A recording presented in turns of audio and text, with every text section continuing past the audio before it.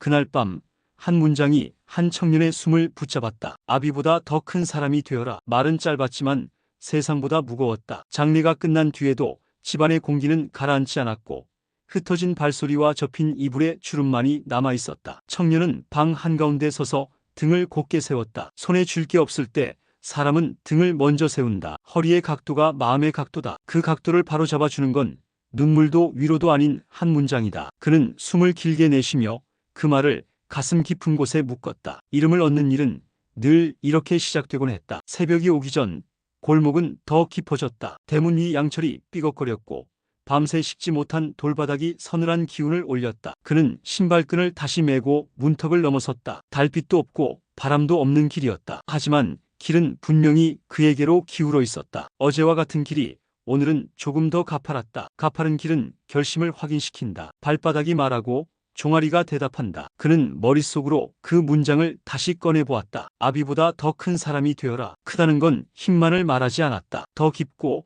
더 넓고 더 오래 견디라는 뜻이었다. 삼각산 아래로 가는 길은 고요했고 고요는 사치가 아니라 훈련이었다. 돌계단은 제 위치에 있었고 나무들은 서로의 그림자에 기대어 흔들렸다. 그는 손목과 어깨를 푼 뒤 한 걸음 한 걸음 계단을 올랐다. 매 발걸음마다 가슴이 흔들리는 소리가 들렸다. 몸은 진실했다. 어제와 오늘의 차이는 숨의 길이에서 먼저 드러난다. 산의 공기는 늘 공평하지만 공평함은 선물도 벌도 아니었다. 공평함은 조건이었다. 그 조건을 통과하려면 자신의 속도를 정확히 알아야 했다. 유태권의 발소리는 멀리서도 알아볼 수 있었다. 서두르지 않고 멈추지 않고 같은 폭으로 땅을 밟는 소리. 그는 이미 어둠 속에서 기다리고 있었다. 인사는 길지 않았다. 오늘도 어제와 같은 자리에서 다른 사람이 되어야 한다는 말뿐이었다. 유태권은 손을 들어 올리더니 무게 없는 한 번을 공중에 그렸다. 박자도 소리도 없이 지나간 동작인데 돌무더기 위 얹힌 작은 잔가지가 툭 떨어졌다. 한 번 정확히. 스승은 더 설명하지 않았다. 좋은 가르침은 몸이 먼저 이해하고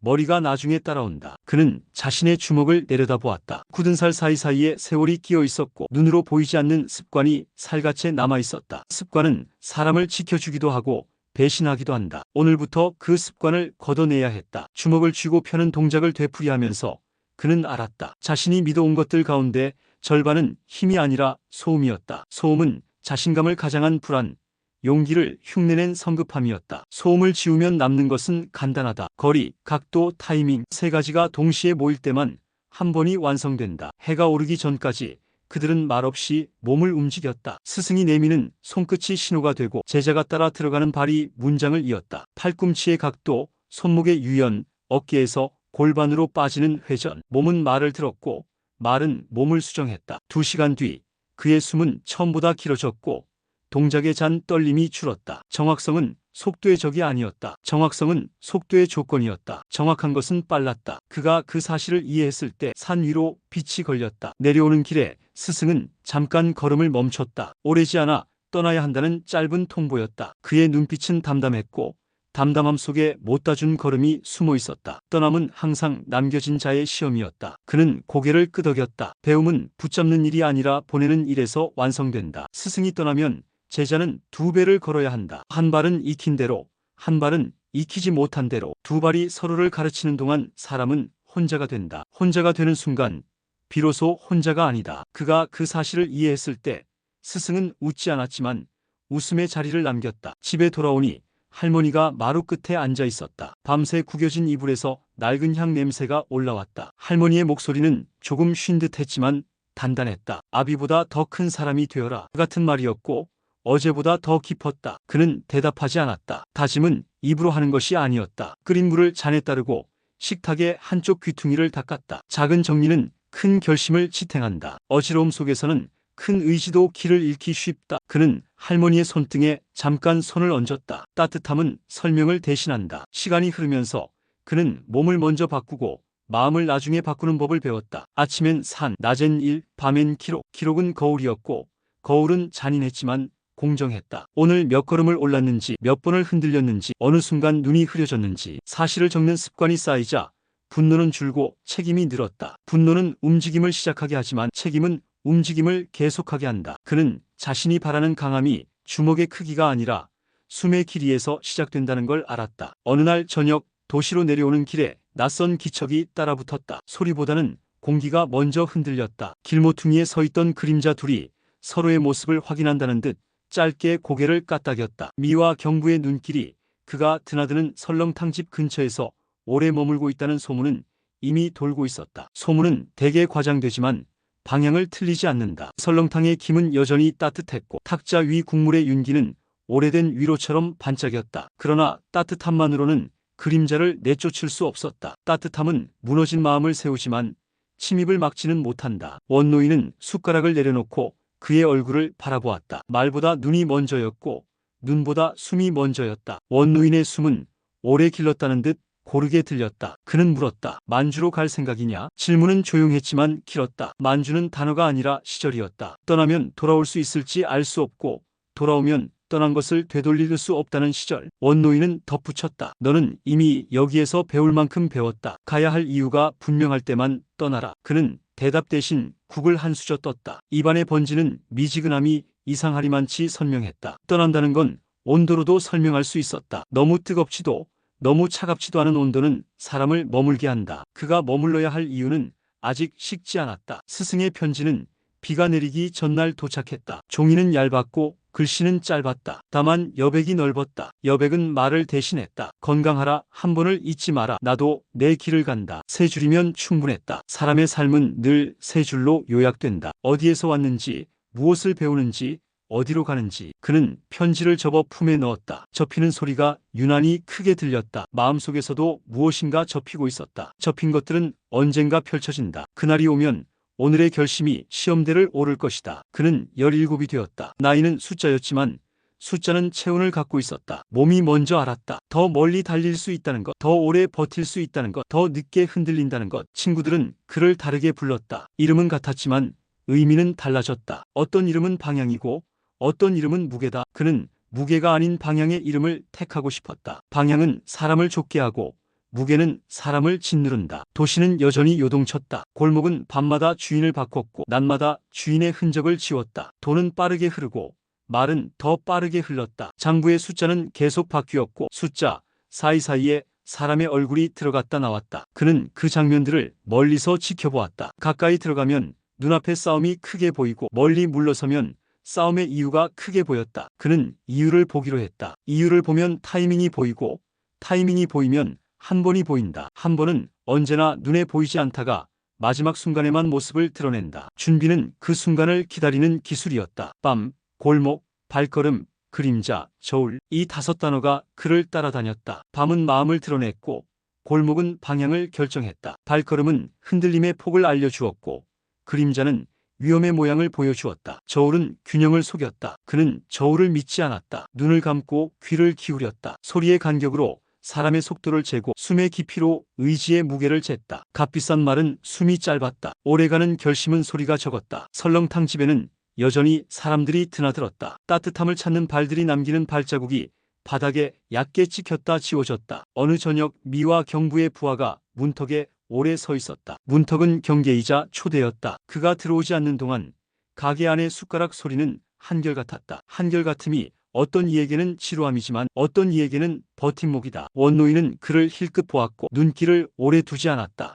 침착함이야말로 가장 빠른 경고였다. 그 침착함을 보고 그는 배웠다. 강함은 때로 자리를 지키는 기술이다. 떠나지 않고 흔들리지 않고 눈을 크게 뜨고 말은 줄이는 것. 그는 훈련을 바꿨다. 주먹을 휘두르기 전에 손을 내리는 연습.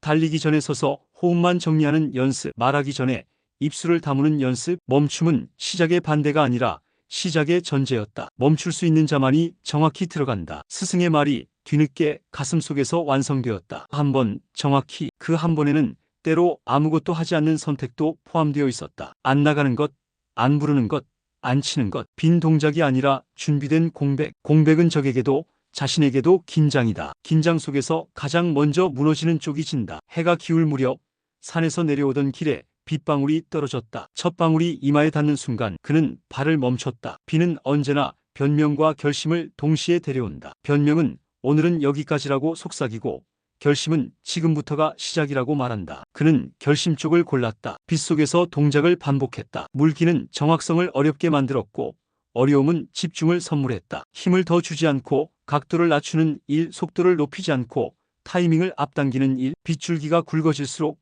그의 동작은 가벼워졌다. 가볍다는 건 빠르고 정확하다는 뜻이었다. 며칠 뒤 그는 원노인의 가게 뒤편에서 한 장의 종이를 받았다. 만주로 가겠다는 마음이 아직이면 여기서 할 수 있는 일을 먼저 하라는 내용이었다. 종이에는 이름들이 적혀 있었다. 골목마다 다치고 부서진 사람들의 이름, 한 끼가 필요하거나 자리를 지켜야 하는 사람들의 이름. 그는 종이를 접지 않았다. 이름과 이름 사이를 천천히 읽었다. 이름은 요구였고 요구는 방향이었다. 방향이 생기면 떠남은 미뤄진다. 떠남이 미뤄질수록 머물문 의지가 된다. 그는 의지를 택했다. 도시의 한켠 미와의 사람들이 다른 골목의 규칙을 흔들어 놓고 돌아갔다. 10분이면 끝날 일에 하루가 걸렸다. 평소라면 참았을 일도 그날은 참기 어려웠다. 그는 주먹을 먼저 쥐지 않았다. 숨을 먼저 세었다. 하나, 둘, 셋. 셋에서 멈춘 채 눈을 들어 상대의 어깨를 봤다. 사람이 흔들릴 때 먼저 무너지는 곳은 어깨였다. 어깨가 무너지면 시선이 쏟아지고 시선이 쏟아지면 발이 엉킨다. 발이 엉키면 말이 길어진다. 말이 길어지는 순간 한 번이 보였다. 그는 그 한 번을 남겨두었다. 싸움은 시작하기 전에도 이길 수 있었다. 진짜 싸움은 첫 번째 선택에서 결정된다. 밤이 깊어질수록 그의 걸음은 조용해졌다. 조용함은 자신을 숨기기 위한 도구가 아니라 자신을 들키기 위한 방식이었다. 들킨다는 건 내 의도를 명확히 한다는 뜻이었다. 오늘은 싸우러 온 게 아니라 지키러 왔다. 지킬 사람과 지킬 자리는 이미 정해져 있었다. 그는 자리를 확인하고 돌아섰다. 돌아서는 등의 넓이가 어젯밤보다 커 보였다. 넓어진 등에는 무게가 더 올라탔지만 그 무게가 속도를 늦추지는 않았다. 사람은 자신의 무게를 알 때 비로소 가볍게 움직일 수 있다. 어느 새벽 스승에게서 두 번째 편지가 왔다. 날씨가 차가워졌다는 소식과 함께 여전히 한 번을 잊지 말라는 당부. 이번엔 여백이 더 넓었다. 여백에는 떠남의 그림자보다 돌아옴의 가능성이 담겨 있었다. 그는 편지를 등불 옆에 놓고 조용히 숨을 골랐다. 문득 깨달았다. 떠난 이의 말이 이렇게 따뜻하게 들리는 것은 내가 머물기로 했기 때문이라는 것을. 선택은 늘 회상을 바꾼다. 같은 말도 다른 온도로 들리는 이유가 거기에 있었다. 도시에는 여전히 냉소도 있었고 조롱도 있었다. 누군가는 독립을, 누군가는 생존을, 누군가는 장사를 말했고 말들은 서로의 어깨를 밀치며 길을 지나갔다. 그는 말의 경치에 오래 머물지 않았다. 말은 흐르고 사람은 남는다. 남는 쪽이 이긴다. 남는다는 건 단지 자리를 지키는 것이 아니라 같은 자리에 다른 내일을 세우는 일이다. 그는 작은 것부터 바꿨다. 가게의 등불을 조금 일찍 켜고 새벽의 문을 조금 늦게 닫았다. 기다리는 시간만큼 사람은 모인다. 모이는 사람들은 이유를 만들고 이유는 질서를 만든다. 그 질서가 언젠가 주먹보다 강해진다고 믿었다. 해가 기울 때마다 그는 산을 올랐다. 산은 대답하지 않았다. 대신 시험했다. 오늘의 숨, 오늘의 망설임, 오늘의 한 번. 그는 늘 같은 자리에 서서 다른 자신을 만났다. 어제의 자신은 때로 이겼고 때로 졌다. 진 날은 고개를 숙였고 이긴 날은 고개를 들었다. 그러나 어느 날부터 그는 고개를 들지도 숙이지도 않았다. 결과보다 과정의 길이를 보기 시작했기 때문이다. 길이가 늘어나면 얕은 승패는 조용해진다. 조용해질수록 정확성은 높아진다. 정확성이 높아지면 마지막 순간이 길어진다. 길어진 마지막 순간에 사람은 실수하지 않는다. 도시의 다리는 여전히 건너는 이를 가려냈다. 누군가는 건너다가 돌아왔고 누군가는 돌아오다가 건넜다. 그는 다리의 중간에서 잠깐 멈춰 아래를 내려다봤다. 물이 늦게 흐르는 날이 있다. 느림은 지루함이 아니라 예고였다. 그는 예고를 보았다. 조만간 큰 움직임이 올 거라는. 준비는 늘 같은 자리에서 시작한다. 손을 따뜻하게 하고 눈을 가늘게 뜨고 귀를 밝히고 말을 줄이는 일. 그는 준비를 반복했다. 반복은 지루함이 아니라 정확성의 어머니였다. 하루는 길었고 밤은 더 길었다. 그러나 길이만으로 사람을 지치게 하지는 못했다. 사람을 지치게 하는 것은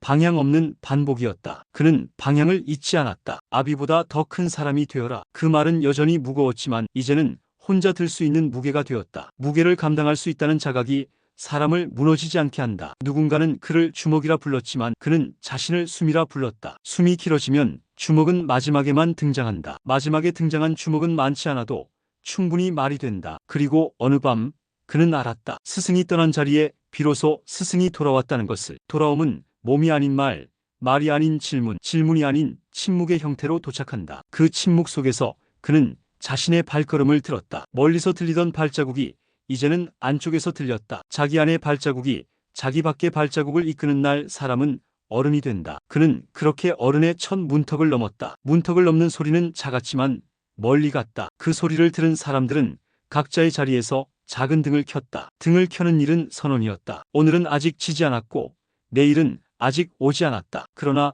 우리의 숨은 여기 있다. 숨이 있는 곳에서 이름은 다시 태어난다. 그는 그 이름을 조용히 불렀다. 김두한. 이제 이 이름은 복수의 이름이 아니라 버팀의 이름이었다. 버티는 이름은 오래간다. 오래가는 이름이 결국 질서를 바꾼다. 질서가 바뀌면 골목이 달라진다. 골목이 달라지면 사람의 눈빛이 달라진다. 눈빛이 달라지면 밤이 짧아진다. 그는 마지막으로 하늘을 올려다보았다. 별은 보이지 않았고 대신 도시의 희미한 불빛이 구름을 비추고 있었다. 별이 없는 밤이라도 길을 잃지 않는 이유는 아래에서 켜진 작은 불들이 서로의 자리를 확인해 주기 때문이다. 그는 그 불들 사이로 걸어갔다. 걸음은 여전히 조용했고 조용함은 여전히 단단했다. 내일 아침에도 산은 거기 있을 것이고 설렁탕집의 김은 올라올 것이고 미화의 눈길은 흔들릴 것이다. 그러나 그 모든 것들보다 먼저 그의 숨이 있을 것이다. 숨이 먼저면 한 번은 절대 늦지 않는다. 한 번이 늦지 않으면 사람은 지지 않는다. 아비보다 더 큰 사람이 되어라. 그 문장이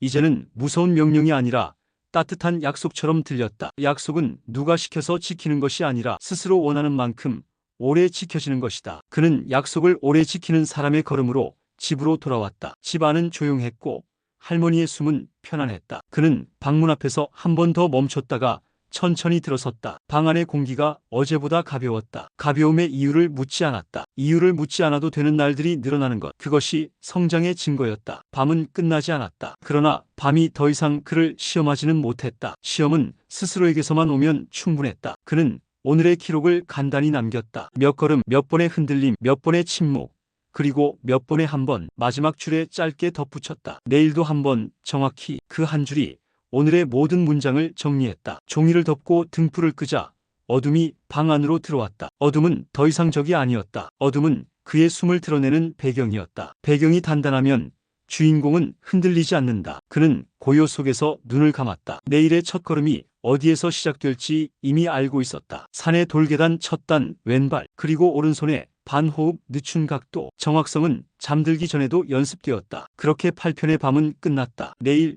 이야기는 다시 시작될 것이다. 한번 정확